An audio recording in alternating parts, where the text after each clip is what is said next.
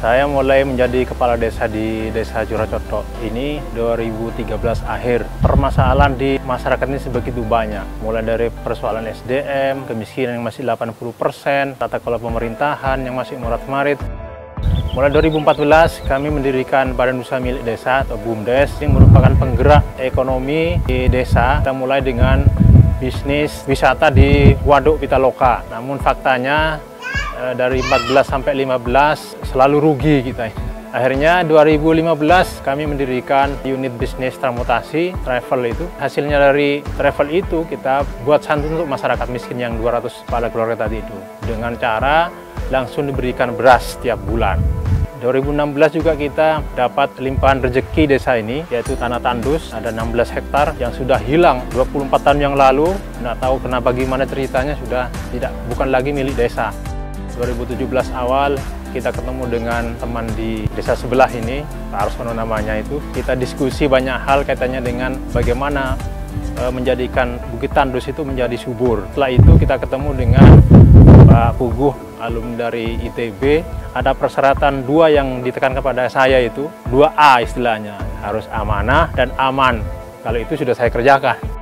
Berkat teman-teman alumni dari ITB itu, kita ketemu dengan alumni ITB yang jadi dosen di ITS. Beliau juga yang membantu kami bagaimana mengelola air bawah tanah itu. Setelah itu kita juga ketemu dengan teman-teman Widya Mandala. Lewat teknologi yang diterapkan oleh Widya Mandala, kita dapat PLTS untuk nyedot air. Ada planning ke depan yang merencanakan semuanya teman-teman dari ITB. Alhamdulillah, semuanya tidak bayar. Kami sesen pun tidak bayar. Mereka membantu sungguh-sungguh. Di Januari 2019 itu pertama kali kita buka Bukit Chip ini ke umum. Satu hari 3.000 orang itu pertama kali buka. Begitu besarnya perhatian teman-teman alumni ITB pada Desa Juracoto, konsisten membantu kita bagaimana bukit ini menjadi satu kawasan yang produktif nanti ke depannya. Ke depan, Bukit Chip tidak mungkin hanya sebatas seperti ini terus, tetapi bagaimana sesuai dengan perencanaan yang telah direncanakan. Tentu ini membutuhkan biaya sangat besar. Maka langkah yang paling bijak adalah kita melibatkan pihak ketiga, ya, mungkin investor juga, atau dana pemerintah pusat lah. CIP, CIP, Coto Innovation Park.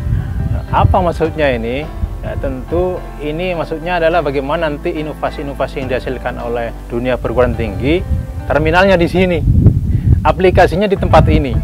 Nah, ini sekaligus sarana pembelajaran anak-anak kita yang di Situbondo dan sekitarnya. Nah, itu target kita. Kenapa dinamakan CIP? Dengan tidak menghilangkan cotoknya tadi itu. Nah, harapan kami ke depan untuk teman-teman ITB maupun ITB secara institusi ya tentu begitu besar harapan kami. Yang pertama, apa yang sudah dimiliki teman-teman ITB itu, terutama dunia teknologi, coba bisa diterapkan di bukit ini, dialihkan ke sini, ya, sehingga kita juga bisa belajar, sehingga nanti ITB ini lebih bermanfaat di sini. CIP ini harapan bukan hanya harapan warga Desa Juracoto, tetapi harapan seluruh warga Kabupaten Situbondo. Nah, alangkah bagusnya kalau kabupaten atau provinsi ataupun pusat itu mensupport penuh pemerintah desa ini, sehingga ke depan akan lebih baik lagi. Nah, menjadi spirit bagi desa-desa lain. Menurut saya pribadi, saya pertama kali datang ke sini, ke CIP ini, Coto Innovation Park, sangat takjub. Karena apa? CIP ini kan dulunya bukit yang kering, yang tandus gitu, tapi bisa berubah menjadi tempat wisata yang sangat hijau, dan bahkan ada kolamnya juga, seperti itu. Ini sangat luar biasa. Dan di sini tuh kita bisa melihat contoh real dari sinergi masyarakat atau perangkat desa dengan alumni ITB, sehingga menghasilkan CIP ini, suatu yang berdampak sangat besar bagi masyarakat sekitar, khususnya Desa Juracoto Situbondo. Alangkah lebih baik lagi jika hal seperti ini, Coto Innovation Park, lebih ditingkatkan lagi dengan mendatangkan investor, kemudian teman-teman alumni juga bisa berkunjung ke sini. Apa sih potensi lain yang bisa saya bantu untuk tingkatkan lagi Dan bahkan hal seperti ini bisa diduplikasi, mungkin di tempat lain, di daerah asalnya, bisa seperti itu. Jadi mari bergabung bersama IAITB untuk memberikan dampak yang lebih besar kepada masyarakat. Terima kasih. Assalamualaikum warahmatullahi wabarakatuh. Salam Ganesha.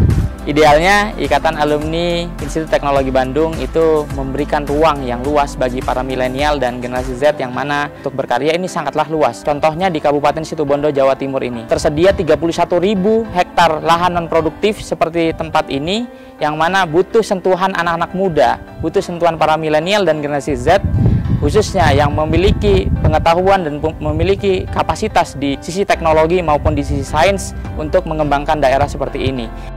Keguyuban yang utama, sehingga energi untuk melakukan inovasi-inovasi di masyarakat itu akan bisa lebih besar. Dan segala resource yang dibutuhkan, baik jejaring, kapital, kemudian waktu dan energi, ini bisa diramu sedemikian rupa sehingga Ikatan Alumni dapat impactful dalam hal mengimplementasikan segala inovasi yang ada. Dan inilah sesuatu yang sangat luar biasa untuk bisa dijahit oleh Ketua Umum nantinya, siapapun itu, dan bisa memberikan manfaat yang luas di masyarakat secara umum. Contohnya, salah satunya di Coto Innovation Park ini salah satu karya nyata alumni ITB bahwa inovasi-inovasi yang ada di kampus itu bisa dibumikan, tidak hanya cukup di gedung-gedung maupun di ruang-ruang riset, tetapi juga bisa diimplementasikan di masyarakat dan dirasakan manfaatnya oleh masyarakat secara langsung. Inilah harapan dari kami, Sekretaris Pengurus Daerah Jawa Timur, dan ke depan semoga kolaborasi antar pengurus daerah dan antar